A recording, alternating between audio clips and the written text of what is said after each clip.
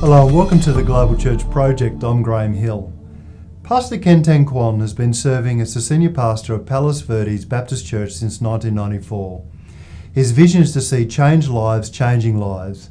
He leads a church that seeks to be a family of people whose lives have been changed by a personal relationship with Jesus Christ, who seek to exalt their Creator, to equip the church, and to evangelize their community. Ken Tang-Quan, welcome to the Global Church Project. Thank you for having me. How long have you been pastoring now in the Baptist churches in LA?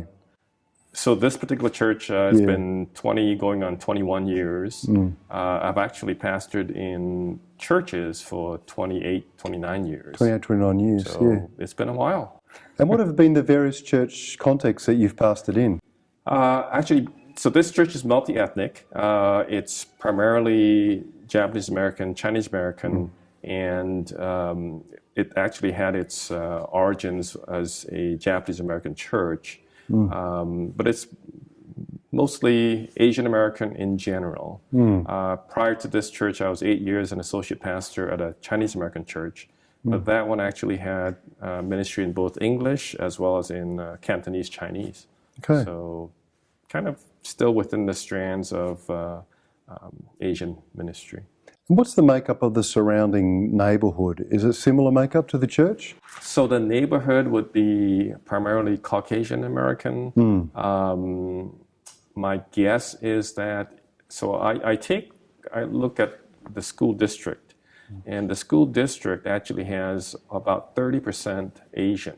And it's a mix of those who are Asian American, those who are born here, could be second, third, fourth, fifth generation, as well as those who are international students coming in from actually China, Korea, some Japan.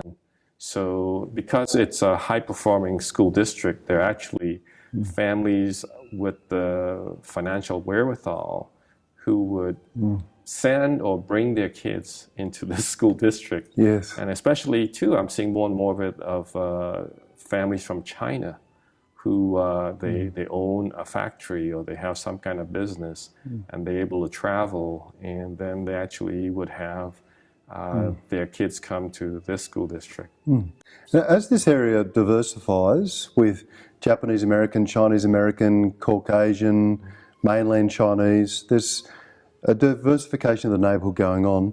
What do you think are some of the implications for this congregation? One thought I've had is whether or not we would do what might seem to be going backwards, which is to start a language work. Because a lot of ministries that might have been seen as in America doing missions to a foreign language speaking group of people, well, that's kind of backwards because maybe the group needs it. They're in a ghetto or something. But it's almost like something going full circle. In fact, taking advantage of where you do missions in your backyard. So maybe what we need to consider is we don't have to send people to other countries. Do the missions work here, if anything, because there's greater potential of those who are coming here who might be the thought leaders, the influencers, perhaps going back to their own country, or just staying here and being the ones who will reach out to others here too. So that's been one thought, simply along the lines of just seeing that the people who are here, with all the changes, I think that we need to take advantage of the opportunities that are there. Now, your church is committed to exalting, equipping, and evangelizing. Right. So, can you unpack what each of those means and how they're expressed in the life of the church? It is the upward, inward, and outward. Ultimately, everything is supposed to be upward because we exalt God in everything that we do. But that tends to focus then on how we do our worship. And again, the misunderstanding that can take place, the oversimplifying, is thinking that worship is only on a Sunday morning. And it's no, the worship on a Sunday morning is both to gather people, to send them out, to recoup, to re-energize, to go out. So there always has to be a sense of not just for me, but it's really upward, it's for God. And then it being for God moves us into the going outward, the evangelizing. The idea is that We're not to live for ourselves. It is so that we accomplish God's purposes, and we're trying to reach out into the community.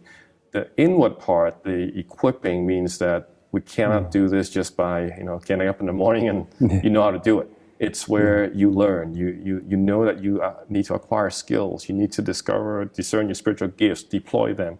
So it is trying to be somewhat holistic, but identifying how there are three major parts to this.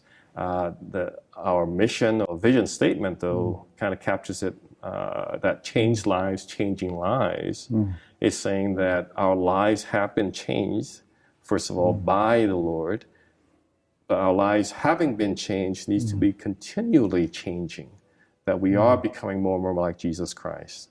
And then by God's grace and His Spirit's enablement, we're used by His hand to change other people's lives. So the changing lives is reflecting both our lives being changed and changing, growing Christ-likeness, and being used by God to change other people's lives, bringing them to know Him.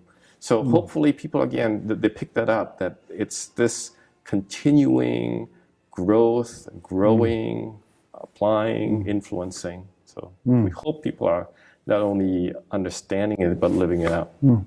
What are some of the challenges that you face leading an Asian American, mostly Asian American congregation, multi-ethnic congregation, today in LA? I think one of the biggest challenges is that we need to think beyond ourselves. We are so busy with taking care of our families or pursuing what would be our goals and ambitions in life, that church simply becomes another means to an end. It accomplishes a certain thing, maybe for community. It provides friendships. It helps me with some moral upbringing of my children, or even stability for myself. But when there's so much to distract in terms of legitimate pursuits, as well as things that are maybe not as good, how do we as a church stay on focus and be really on mission for the Lord? So I see that as one big thing. Whether it's really localized to Los Angeles, I think it's really everywhere, any location. So suburban or urban, again, different parts of the world. I think still we are at heart selfish. We want things what we want for ourselves, and we lose sight about it. Life is not about ourselves, but what God wants. So do we pursue Him, and then wherever that leads. Well, what are some of the challenges in helping bring together a multi-ethnic congregation? So you've got Japanese Americans, Chinese Americans, some Caucasians. Mainland Chinese are different again, culturally different again. So this is a very complex cultural mix that's going on here. How do you navigate that and lead in that environment? One is to help people identify areas in which their culture is showing up. So there could be some cultural virtues, if you will, seeking harmony within an Asian context. But seeking harmony could lead to where you don't confront, where you don't deal with truth. So what we're supposed to have is the right balance of grace and truth. We always want to be, quote unquote, grace-filled, but sometimes it's applied the wrong way. And we don't deal with also the truth of speaking the truth in love. So knowing then what are cultural strengths that could flow into weakness. Yes. I think that's one thing. Yeah. It should be where we highlight the good things, but show where they could actually be something that looks like the real thing, but may not be the real thing. See, the fruit of the Spirit is from the Spirit, but it could just be the fruit of the culture. It's not really the fruit of the Spirit. So I think that's one thing I see a lot within an Asian church. These things happen. We keep things under the table more. And again, we need to identify that, bring things out into the light, but be very gentle, respectful, careful, loving with some of these things. I think it's just going through and capturing some of these things in an Asian setting, to knowing that a lot of times families may have never ever heard anything about Jesus Christ or the Bible. It could be from ancestral worship. It could be from Buddhism. It could be totally secularism or atheism. And so how to bring them along when there's been no previous background whatsoever. One person we baptized recently said that, and he's from Taiwan, he did not ever see any Chinese names in the Bible. Yeah. So that was something that was holding him back, because here's the Chinese civilization for thousands of years, nothing mentioned in this, and so here's something we hold to be the revelation of God, and yet you have a huge chunk of one civilization in history just never even being mentioned. So it's just seeing how some of those things we would never think of in the Western world as some kind of an obstacle being clearly one for somebody else. Yeah, that's true. And I guess one of the challenges there is helping people to see some of the Asian origins of the scriptures. Maybe some of the assumption that it is a Western religion or Western text. Exactly. Right. I've been looking for references to Australia too, but maybe that's a lost tribe. Yeah, possibly. You've also done some research at Biola University looking at spiritual formation and forgiveness and how that works. And I think it's very important research, because we all get hurt, and every church is full of people who are wounded by life, by relationships, by the church. Tell me, can you unpack a little bit about what were you doing? What did you discover in that research? I discovered that actually a lot more people were doing research on that. Yeah. And there were a great number who were approaching it as Christians or with a spiritual component, but there were some who had no spiritual component to it, or even, if you will, the New Age spirituality to it. So that was one discovery. A second thing is that there were people who had indeed wrestled with forgiveness in hugely traumatic situations. And I think that's one thing to share with others, because everybody who's hurt might feel like theirs is the unpardonable, unforgivable offense. And so hearing those stories, sharing those stories, I think is helpful. A third thing was that it could take a long time. That forgiveness for some, seeing some of the myths that people still carry around with them, and the standard myths of forgiving and forgetting, or forgiveness is equated with automatic reconciliation and restoration, and those kinds of things, saying, no, let's clarify. So even as I've been doing a 4-week series, coming back again to this might have to stretch into another 2 more weeks or something, because it's real, and it's something that takes time to hear a message, have it be repeated, have it be explored, and then walking with people sometimes through some of the hard things they've got to go through. How does forgiveness either enable our spiritual formation, or conversely, unforgiveness inhibit the way in which we're growing as Christians today?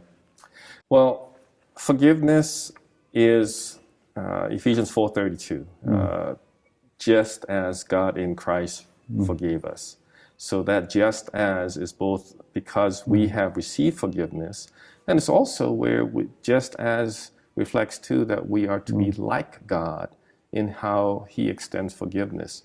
So if we're going to be like Jesus Christ, this is an area that we must follow him in as well.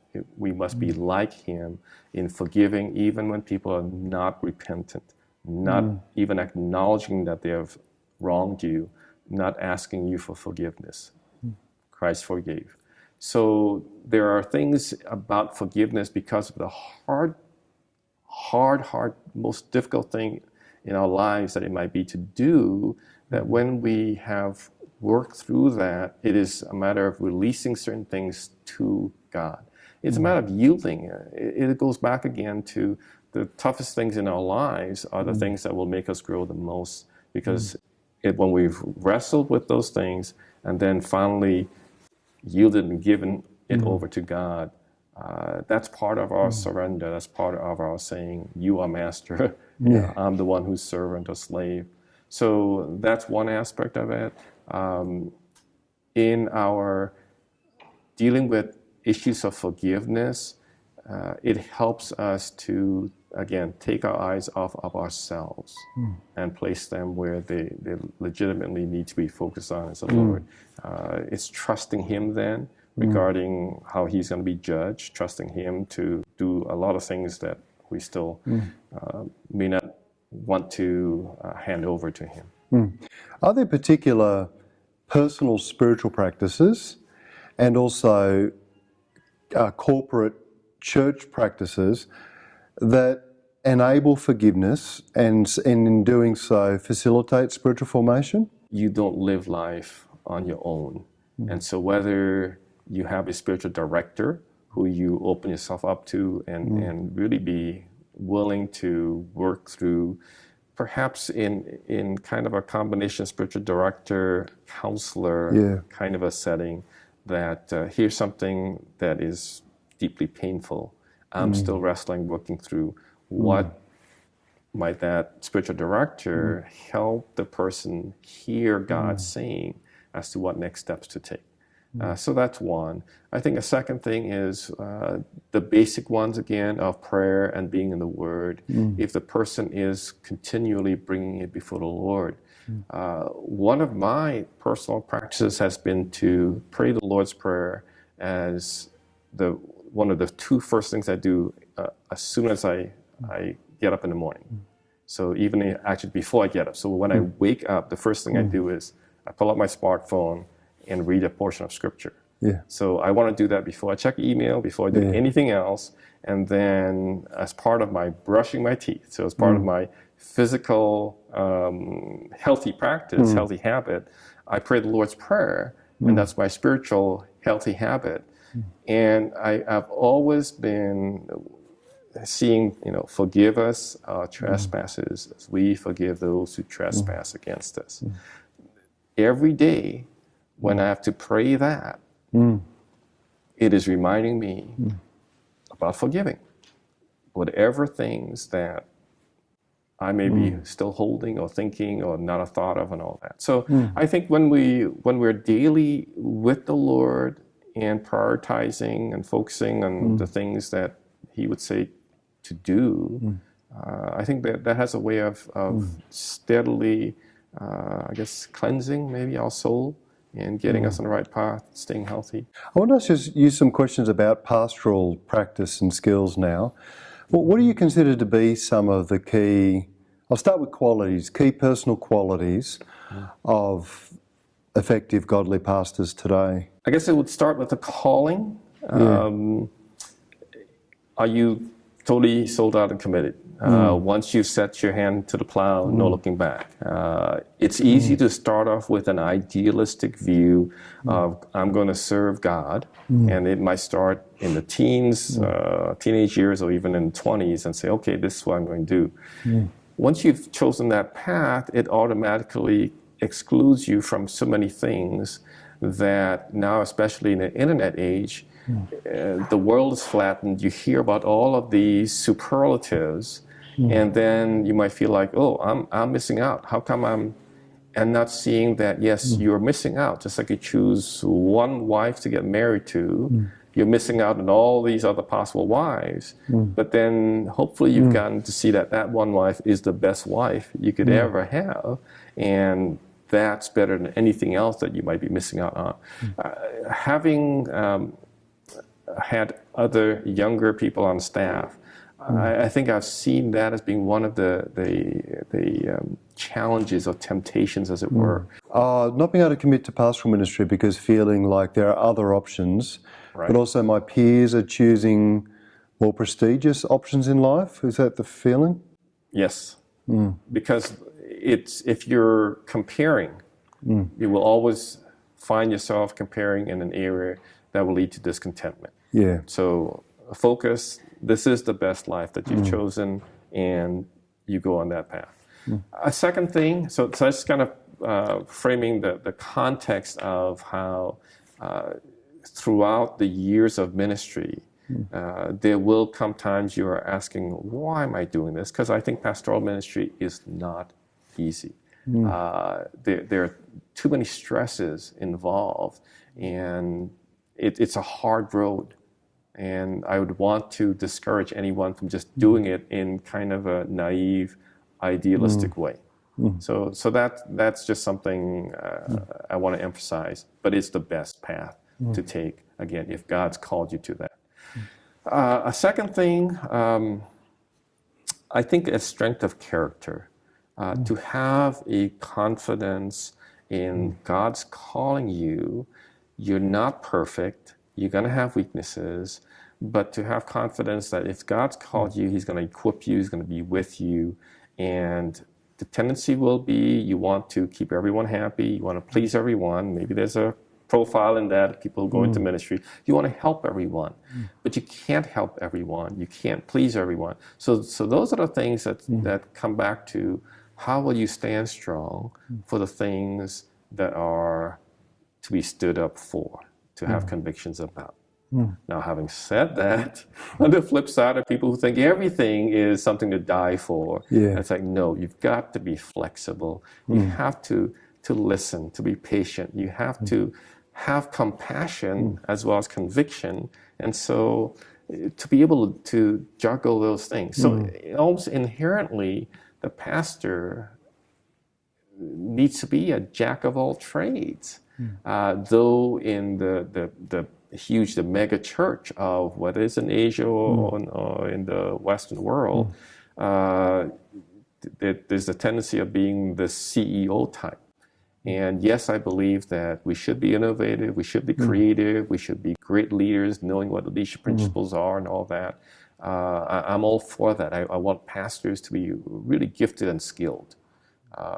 But you got to have the heart, and you've got to be able to have this people skill that is so important. Now, I want to be all of these. I want to be a Renaissance person, and I want to see all pastors be a Renaissance person. But the reality is so many of us, we kind of are imbalanced. We're either really strong in certain things and so poor in others. So how to deal with that? Again, be humble and honest, and try to get some people to come alongside and fill in those gaps. And so I think I've tried to do that in my own pastoral ministry. And again, by the grace of God, hopefully not made too many big mistakes and have been able to see some of the fruit. So I'm grateful to God. And we've talked a bit about what do you think are some of the challenges in ministry today. What do you love about ministry? And what gets you up in the morning? What I love about ministry is a life being changed. So when I see somebody who they come to know God, so that's one thing. Parts of that too is when they get it, when they get a theological truth, but it's not just something that they hear in their head, but it's something that's like, yes, this is true, if you will, this works. This is something that I've developed in my relationship with someone or with God. So those aha moments. It's almost like when I coached my son's soccer team, and I spent week upon week upon week trying to get them to learn a basic strategy and a certain set play. And in one game, they executed just right. They scored a goal, and I felt like, yes, that's exactly how it's supposed to be done.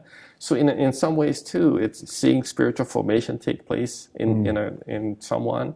It's like, yes, that's exactly what God wants for you. That's exactly how life should be.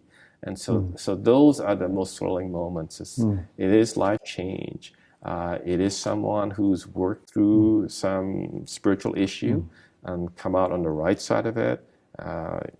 They've experienced God. They've learned something, and their lives have matured as a result. Those are the exciting things. That's really what makes me get up in the morning, as it were. Well, when I was at theological college, we had a very experienced pastor come along. I think it was in my second year of training, and he was asked to do a talk on, I wish they had told me this about ministry. Before I went into ministry, I wish they had have told me, and he had a list of things, of course, because he had time to prepare. Now, you haven't had time to prepare, but what do you wish you had have known about ministry before you went in? I wish they had told me how so-called Christians can act so unchristianly. I think those have been the most painful moments when those who profess to be Christians and who indeed may be actual Christians acting so anti-Christian, and they can be so hurtful, so unchristlike, so devilish. Those are the things that hurt the most, and I wonder if that has actually caused so many pastors to leave pastoral ministry, because it's like you can't believe that people can be like this. So it's a reminder again that there, but for the grace of God go I. I think if we recognize the sinfulness of man, I mean, even that can turn for good. That I am capable of that very same attitude and behavior. So I need to be always staying close to God. So again, I think that's one thing.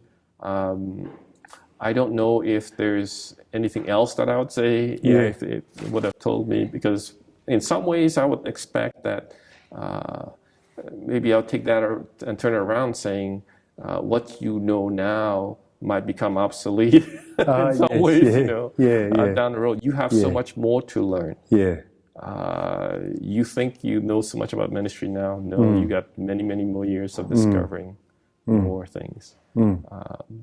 Maybe another one too, because we think, and again, some of this is reflecting from working with new seminarians, that they come out so sure about so many things. And I could think, yes, I was that way too.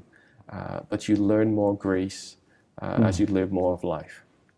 Expect to learn more about grace, and grace is messy. But be open to that.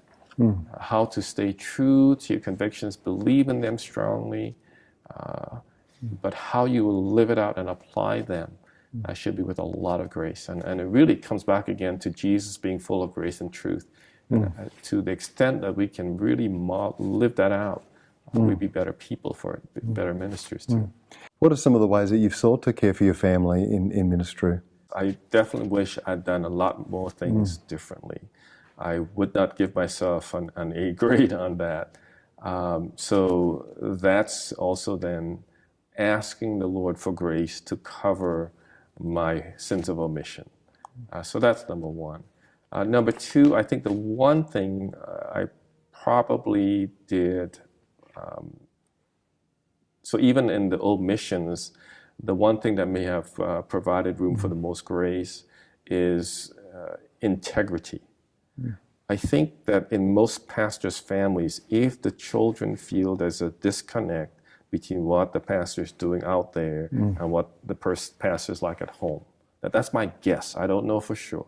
But I think I simply just always try to live out my faith at home and outside in ministry. So who I was is who I was and was becoming. So I think that my kids may have allowed me grace in the sense that they saw me simply living out the Christian life as best as I could. And so therefore, maybe even for them then, whenever they tried to live out their faith as best as they could, they would, as they grew up, would realize we always fall short to some extent. I think that's one thing. I think a second thing is I've always wanted them to be asking good questions. It's okay to ask why. There are good answers. And so if you ever had a question, it's not something to be swept under the rug, just kind of pretend or something. Well, everything is a legitimate question to be asked, and get the answers, and you go from there. I think just hopefully communicating that they are loved, and that love also is a love that God has for them. Trying to start off with some of the key basic things when they were young. So that's the prayer and the word aspect, that as long as they have that in their lives growing up, and hopefully that provides the basis for them. Is there anything else you want to say about pastoral ministry today? I would want pastors to just learn from everything around them. So I just read recently, I think there was a key business leader who was talking about the innovation. And I guess the book could have been summarized in 5 points. And when I read that short article about it, I said, wow, this is great. 4 of those 5 points were the things I was trying to just simply do with my kids. Yeah. And then the 5th one, I think, oh, that's what my wife is doing. Yeah. And so if I can remember them real quickly, it's one was the questioning. Just always be asking good questions. Second was associating.